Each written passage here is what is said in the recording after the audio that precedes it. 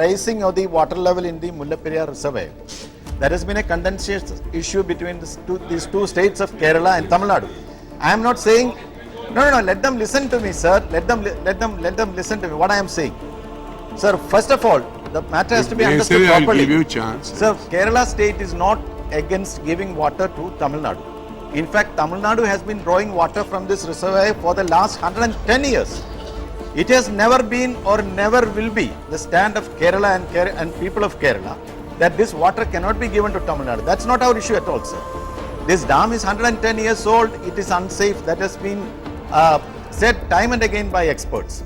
So what we are requesting is that we need a new dam. Also, sir, much water has flown through these outlets to Tamil Nadu for the last 110 years. Now the contract has to be reviewed.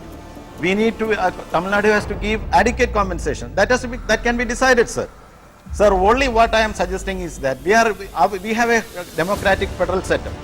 When there is a dispute between two states, sir, let us not leave it to litigation alone, sir, because there has been several cases. Supreme Court has given a verdict against which the Kerala government has reviewed a filed petition. On that also Supreme Court has given its opinion. So now Legislative Assembly of Kerala, which has passed a Dam Safety Authority Act, Tamil Nadu government has gone to the court, Supreme Court, against that act. See, this litigation should not continue, sir, and this division should not be there between two people, sir. What I am suggesting and requesting to the central government is that the central government should play the role of an umpire, call the two states, and across the table sit and decide on this matter once and for all. So 5 districts, it is the concern of 5 districts belonging to the central part of Kerala and the people belonging to that part. Life and property of the people belonging to those central part of Kerala is affected. So, sir, I earnestly request the central government to urgently intervene in this matter, call these two states and discuss and settle the matter once and for all. So, Mullaperiyar is a 110-year-old dam, which was made of very old technology, pre-independence technology during the British times, and now it is in a very bad condition. And Kerala has been raising this issue. Why? Because if the dam collapses, if there is some kind of an accident, and if the entire bulk of water which will rush into one of the major Asia's biggest arch dam, Idukki Dam, and if that dam also collapses, you can't say, you can't predict. If something happens, the heartland of Kerala will be washed away. About 5 districts, nearly 35 to 40 lakh of people will die. The loss to life and property will be unimaginable. That kind of a catastrophe, I think we shouldn't take a chance on such an issue. That is exactly why Kerala said we should have a new dam in the place of this 110-year-old dam. What is wrong with that? We never said, or we will never say, that we won't give water, which is very much needed for Tamil Nadu. In fact, this water, sir, if we can get this water during summer, we can generate electricity from Idukki through this Idukki project, Hydel project. And we don't have to pay money for central allocation. We are now paying through our nose to get central allocation during this lean period. The entire water is being drawn by Tamil Nadu, and Tamil Nadu is also generating electricity to the tune of about 250 to 300 crore rupees. And Kerala is being paid annually 8.5 lakhs as compensation for drawing so much of water. And this is not the only project from which Kerala gives water to Tamil Nadu. We have the Parambikulam Aliyar agreement. We have the Shirwani agreement. From the Shirwani project, entire Coimbatore town is being fed from Shirwani. And also we give water from Neyar. And so much of, over the years we have been very generous. It is not that Kerala is, so much of, self-sufficient in water. During summer, we also do have extreme problem as far as drinking water is concerned, leave alone irrigation purpose and all that. So, sir, Kerala is primarily dependent on hydropower. So, this water, or even a drop of water, is precious for us. But we do understand the importance of sharing this precious wealth with our Tamil Nadu brethren. We have no objection to that. But unfortunately, I don't understand the leadership of Tamil Nadu. I don't know why don't they understand this, our very vital concern regarding the life and property of the people. Any government, in fact, it is not a problem of Kerala alone. It is a problem of the whole country. If something happens, We are all answerable, not only Kerala government. Who rules in Kerala is not the only issue. Government of India will be answerable. At the same time, there is allegation that these exporters are selling these products in the local market. These imported spices without paying duty, they are often on selling it in the local market, depressing the prices. And I need not say that it affects our farmers' interest. So, sir, now again, the Kerala government had represented to the central government and had said that the retention period should be strictly 90 days. Now, sir, it is on the plea of the world recession. It is alleged by the farming community and the small trading community in spices that the industry is again trying to get an extension of the period of re-export from the Commerce Ministry. Sir, I need not say that this will again cause fall in the price of spices. So I request the government, the Commerce Ministry, not to allow any extension and to strictly restrict the period of re-export of value-added spice products to 90 days. So that is my request, sir. I hope the government will consider this favorably to help our spice farmers so that they will get a reasonable, good price for their products. Sir, 80% of cocoa production in India is in Kerala state, out of which, sir, 60% production is in Idukki district, that's my constituency, sir. Sir, but our farmers are not getting a fair price as they get only rupees 20 per kg for wet beans, whereas they should be getting at least rupees 40 to 50 to be remunerative. So the cost of manure and spraying and other inputs have increased manifold, but the farmer is not getting a stable, fair price for their produce. Also, sir, there is large-scale imports from to meet the consumption demand from countries like Ghana and Ivory Coast at an import duty of only 35%. So I would request the government to induce more farmers to come into production of cocoa, to cultivate cocoa.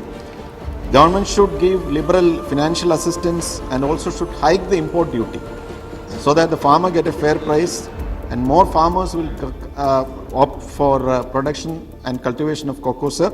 So that will meet our internal demand and also will cater to exports from the country, sir. It is a point that small and medium farmers, as far as cardamom is concerned, they have land varying from 5 to 12.5 acres. You have made your point, Mr. Sir, George. all of them are in debt due to the steep fall in price of cardamom for the last several years. And also because of the high but not the least, Mr. Rao. Yes. Sir, let me complete, sir.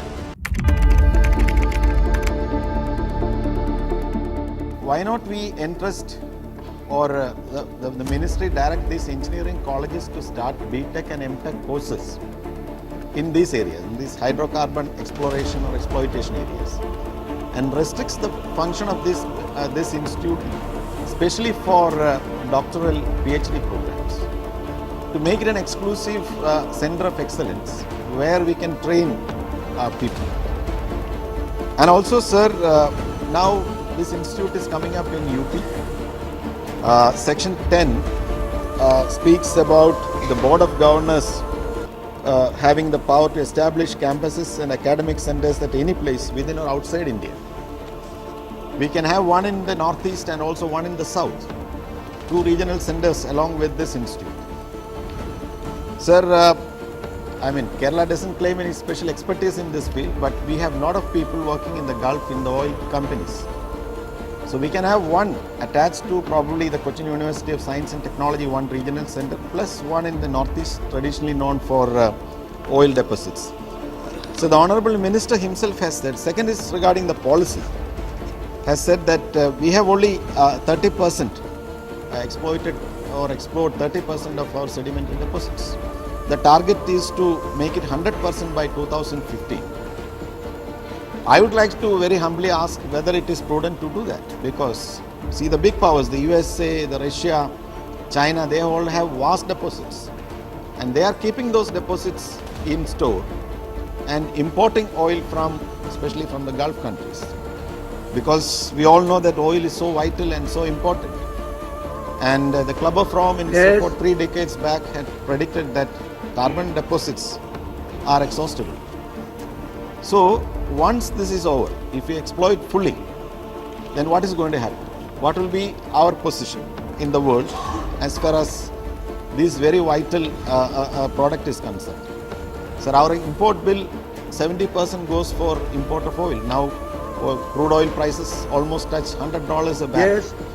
That this is just to facilitate the business interest, and this is mainly for business. Sir, I don't understand those people who criticize, the people like Tripathi ji. They should explain to us also whether they don't stand in queue to get admissions for their children and their grandchildren to these very same institutions which they dub as business institutions. It's very unfortunate for making that kind of sweeping remarks. There are black sheep in every sector. There may be in the minorities or maybe in the majority, from the majority communities who run educational institutions or healthcare institutions. But it is very unfortunate that that kind of comments are being made. So to meet this challenge, railways should develop dedicated high-speed freight cum passenger corridors. In fact, in the budget, the minister has announced the sanctioning of dedicated freight corridors from Mumbai to Delhi and from Delhi to Kolkata. But sir, then this western corridor starting from Kanyakumari to Mumbai was omitted actually. In fact, we had raised it then, but the then government, the India government, did not find it feasible or possible to sanction it. Now, sir, the railway is also taking up a major project. The basic question is whether we should have a separate freight corridor itself. Because, sir, experts say that we should be having a dedicated passenger corridor along these, or parallel to the Golden Quadrilateral and parallel to the north-south, east-west express highways. In fact, the freight traffic could be shifted to the existing lines because, so the freight traffic, the maximum speed required is only 100 kilometers per hour. That is possible within the existing tracks. Whereas to run bullet trains, high-speed trains, which runs at 250 to 300 kilometers speed, we will be needing dedicated passenger corridors. I would request the Railway Ministry to think about it, because once we lay dedicated freight corridors, it will be impossible to have another dedicated passenger corridor. How to connect these two? Otherwise, these two has to be integrated. We can have a dedicated freight corridor, dedicated high-speed corridors where both freight and passenger trains could play. So the Honorable Railway Minister has presented an interim budget claiming a very impressive performance and have declared certain cuts in fares and other benefits, falling short of probably what could have been done considering the 90,000 crore surplus that has been generated by the railways. So several issues have been mentioned earlier by my colleagues from Kerala, and I would also like to invite the attention of the Honorable Minister to one of the problem which is just mentioned by Srimati Sujata here. So in Kerala, the worst coaches, the most dilapidated, worn-out coaches are plying in Kerala.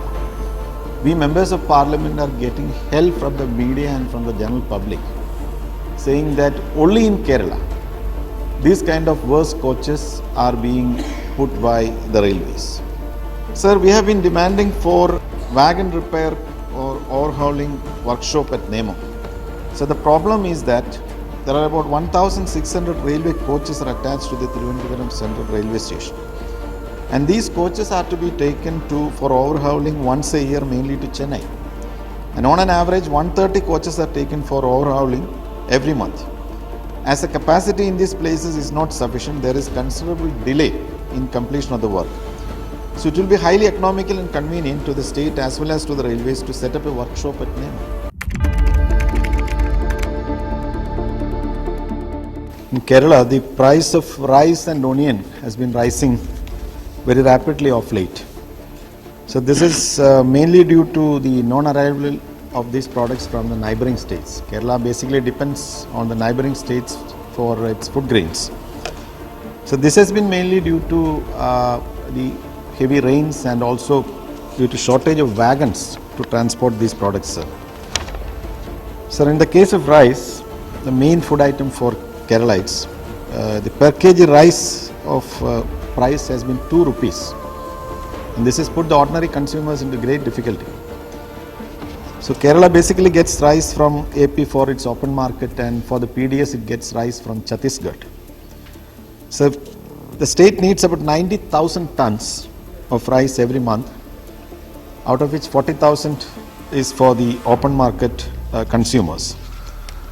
Sir, I would request the central government to very urgently intervene in this and supply the food grains that is needed for Kerala, because sir, during from Panditji's time onwards, there has been a commitment to give enough food grains for Kerala, because Kerala basically cultivates cash crops. So in this distress hour, the central government should urgently intervene and supply enough food grains, especially rice, to Kerala, so that the ordinary consumers are not put to difficulties. Thank you, sir. I would like to draw the attention of the government again to the issue of petroleum prices, sir. Sir, in the morning during question hour we had discussed this issue, but the point is, sir, the other day while the Honorable Finance Minister replied to the debate on the appropriation bill, he told the House that petroleum prices in this country are decided on the basis of $67 per barrel in the international market for crude oil. He told the House that once the prices touches that, or when it comes down, automatically there will be a revision of the prices of petroleum products in the country. The Honorable Minister for Oil and Natural Gas also confirmed this, and today on record in the House he admitted that. So the Minister agreed that it has come down to $61 plus. So what is the difficulty in revising it down on at least on par with $67? Sir, now a strange argument is being brought in, that saying that the value of rupee has depreciated to 20%. Thank you. Sir, if these kind of arguments are being brought in, the prices of petroleum products are never going, at least in the near future, it is not going to be brought down. So the worst sufferers are the states in the southern part of the country. There has been a demand from states, especially a state like Kerala, that the central government should allow it to raise its borrowing limits and also to raise the fiscal deficit limit. Yesterday, Honorable Chidambaram ji almost had agreed to it. Only thing, you haven't agreed. Then I have to plead for it. Sir, now since the minister has nodded his head, I feel that the central government is not in agreement. Is it in favor? Then I don't have to elaborate. So the point is, the government of Kerala is has correctly estimated that we are going to be affected by the world recession. Our growth is going to be only 6%. And also we are going to lose about 1.5 lakh jobs. Already there are about 40-45 lakh unemployed people in Kerala.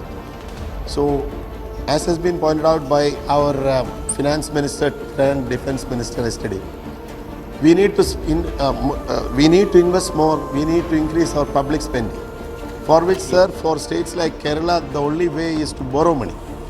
And if the central government allow Kerala to raise its fiscal deficit from 3.4% to 5%, and also to increase its borrowing limits, so Kerala can borrow 8,250 crore, out of which, after meeting the revenue deficit and all that, 4,883 crore can be made available for investment in basic infrastructure development projects. So this money, the state is asking for only 1,000 crore in place of 8,250. So this money will be invested in public works, in the state's Roads and Bridges Corporation, Coastal Development Corporation, Kerala Water Authority, and also other public sector institutions. So I would request the government to allow the state to borrow, to raise the borrowing limit and also to raise the fiscal deficit limit. Sir, I am concluding. I am not taking much time. A mention was made Thank you very much. Please, 1 minute. Mention was made here about the loan waiver scheme, for which I applaud the government. 66,000 crore was given to the farmers. But sir, the point to be noted is, a large number of farmers have been left out of this scheme. So the Idiki package has been announced. I am immensely grateful to the government for that. Of course, the credit goes to the Prime Minister, and the Finance Minister, and also the Agriculture Minister and the government as a whole. Sir, but the point is, I can say it with all authority, large number of farmers in Idiki have been left out of this scheme, the loan waiver scheme. Professor Swaminathan had recommended 750 crore for loan waiver, out of which 600 crore was exclusively for waiver, Yes. and also 150 crore for those farmers who have repaid their loan promptly, to give them further loans at the rate of 4%. So when he was finance minister, while replying earlier, he said this is not a repayment scheme. We agree, sir. But sir, the point is, those who have benefited are the richer ones, not the small and medium farmers, those who have taken 25,000, 50,000 loans. Large number, if you make a proper assessment, you can find out that throughout the country, this is not a case of Kerala alone. Throughout the country, sir, the majority have been left out now. So I would request the Honorable Minister to consider this, at least under the Idiki package. Those farmers, especially those cardamom farmers, the problems Honorable Chidambaram ji very well knows, because in Idiki district, most of the farmers are from Tamil Nadu. They were here in the last 2-3 days. They were here going around and meeting Honorable Prime Minister and ministers. Sir, I am concluding, sir. Yes. You should be generous, sir. I am highlighting the problems. Government has to urgently initiate steps to prevent organ trade, especially that of kidneys, as cases of cheating by organized gangs of innocent and hapless people are reported every day. Sir, I would like to cite the case of Ms. Sophia John, a student of Kerala school in Delhi, which has been reported in Malayalam Manorama daily, sir. Sir, she was advised to undergo urgent transplant of kidneys to save her life, since the kidney of her relatives, as per law, she can only receive this particular organ from a relative, blood relative. It was not found suitable, and so she and her parents fell for the offer of this so-called kidney mafia, who cheated her. Sir, her operation was fixed at a hospital in Trichy in Kerala, and this hospital has been given rupees 1 lakh from the Prime Minister's National Relief Fund. Sir, it was at the intervention of the Honorable UPA Chairperson Srimati Sonia Gandhi that this much of fund was granted to her, taking pity on her. Madam Sonia ji intervened, and this fund of rupees 1 lakh for the transplant of kidneys was granted from the relief fund. Many cases it is done by these gangs with the connivance of the hospital authorities and certain doctors. That has to be taken very seriously by the government. Apparently this hospital has appropriated this fund from the Prime Minister's National Relief Fund, which was given to this poor girl. The government should take action to recover this fund, and also should direct the state governments to take action against such mafia gangs operating in the countries. So there is a shortage of 400 megawatts. So what I am requesting the central government is to allocate Kerala's share from the central generating stations, which amounts to 1041 megawatts, sir. But due to the cut in generation in these stations, now Kerala is only getting 600 to 700 megawatts. And so there is a shortage of 1,000 million units as of now. Sir, the state is already on a half-an-hour power cut and load shedding. Sir, so I would request the government to Please, sir, you give the made full your share. point.